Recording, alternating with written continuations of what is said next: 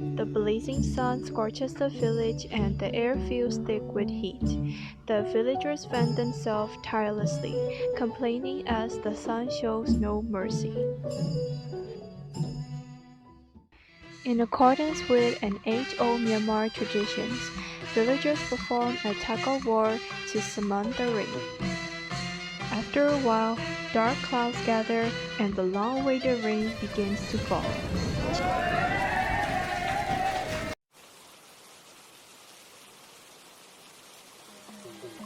After the rain falls, the villagers celebrate with traditional Myanmar dance, performing Ushayu and Domu. The rhythmic steps honor their culture and give thanks for nature's gift.